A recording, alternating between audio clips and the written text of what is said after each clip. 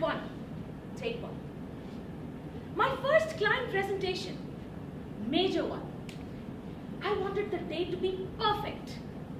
My best suit was pressed and ready. I got up an hour earlier. All my files and papers were in perfect order. I took a long time getting ready. I even started to the client's place an hour earlier. I was full of confidence. I knew today was going to be my day. I decided to walk the last 600 meters to my client's office. And as I walked 100 meters, I looked up. And to my horror, I saw a giant biker, out of control, his arms flailing and legs waving in the air, coming at full speed towards me on the footpath. I had no time to even think, and the only choice of either getting run over by a gargantuan biker or jumping on the road and getting run over by a speeding car. I simply dropped my files and jumped on to the other side of the footpath and dove head first into a dirty bush, missing the biker by inches. I popped out of the bushes with twigs and leaves tangled in my already tangled hair and looked around. I didn't find the biker anywhere. He could have killed me. I looked around me and at myself, and I was in tears. My papers and files were strewn all around the footpath. My suit was completely dirty. My hair was messed up and full of twigs and leaves. I didn't look like I was going for any presentation. I looked like an extra from the Planet of the Apes. I was lost and miserable. To top it all off, I had broken a heel on my expensive shoes. I slowly reached and picked out my phone, which had luckily survived the jump, and cancelled the meeting. I was angry, aggravated, and completely annoyed. I slowly limped back home, dejected and lost. All it took was one out-of-control biker to ruin my completely perfect day. Toastmaster of the day, fellow Toastmasters, dear guests. Now let's click the rewind button and go over the same scene again, shall we? Click. Screech. I walked 100 meters, and to my horror, I saw an out-of-control biker coming at full speed at me. I had no choice. I loved my life. I am not ready to meet my maker yet. Without thinking, I dropped my files and jumped and dove headfirst into a dirty bush on the other side of the footpath. I popped out with twigs and leaves in my hair, and I found the biker. Wow, he could have killed me. Talk about unbelievable reflexes, especially for someone like me. My response time was out of this world. Anybody else would have been completely flattened that day. I jumped within a fraction of a second into that bush with high heels on. Oops, picked that heel because one of them didn't survive the jump. I simply broke the heel off my other shoe. It's a good thing I got expensive shoes that looked really good even without heels. I looked at my suit. It was dirty, but nothing a good dusting down wouldn't sort. And to top it all off, I was 40 minutes early to my meeting.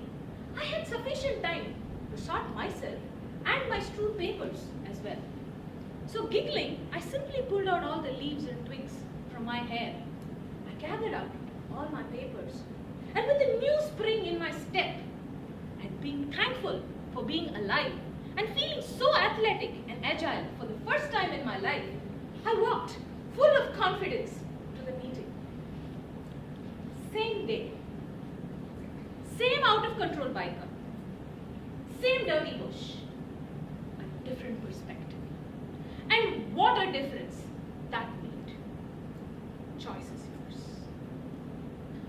Wayne Dyer said, if we change the way we perceive things, then the things we see will also change. Now, I'm going to ask you all to do something. I'm going to ask you to close your eyes. Not now.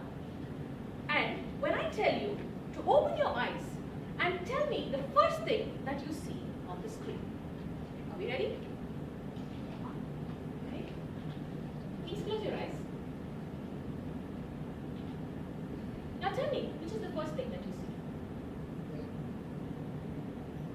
Which is the first thing? Please open your eyes and tell me. Beautiful girl.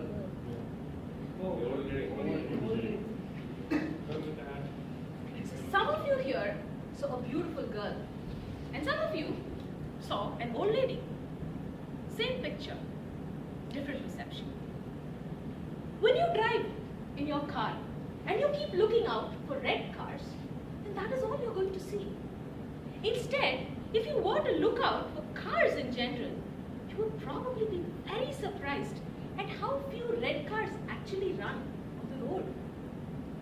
If in any situation in our lives, if we were to think about all the things that could go wrong and its flaws, I'm sure you can come up at least 100. And your mind will be more than happy to add another 100 to it. Instead, if you were to focus on our strengths, then how many flaws can your mind actually find? We may not be able to change the situation, but we can definitely change the meaning attached to any situation. Let us take an example that occurs so commonly and frequently amongst youngsters today, a relationship breakup. It's so heartbreaking, and we always land up blaming ourselves for the loss of a loved one.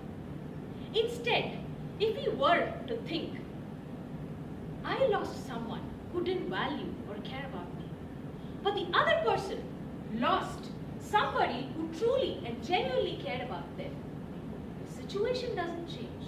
But the meaning we attach to the situation definitely changes. You can dive headfirst into a dirty bush and come out feeling athletic and agile, or completely messed up.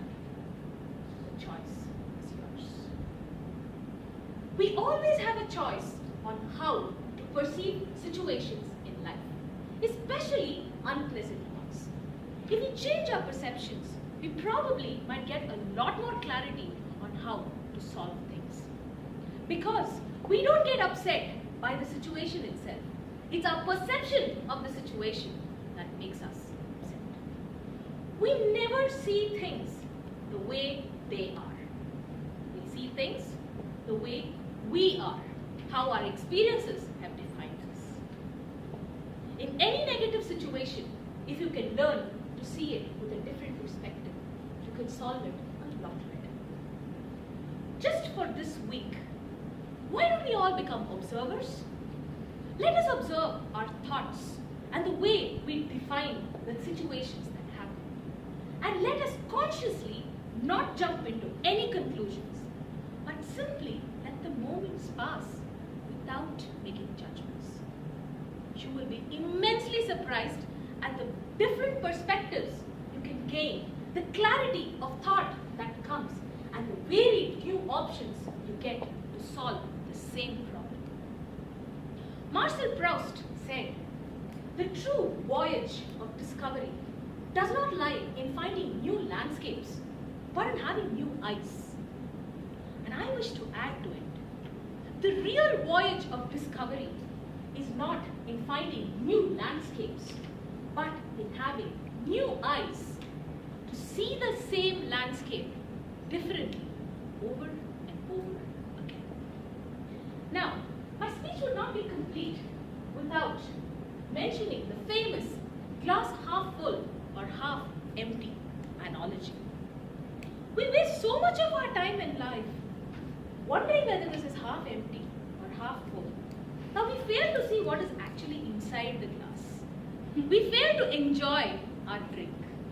On that note, today I don't care whether it is half full or half empty, but I am going to use this to raise a toast to Toastmasters for helping me take my first step and complete it in my journey of public speaking. So cheers to my mentors, to my evaluators, to all my fellow speakers, to my friends, and most of all, my loving audience who has patiently listened to 10 speeches of mine. Cheers to Toastmasters, to CC10, and my journey ahead.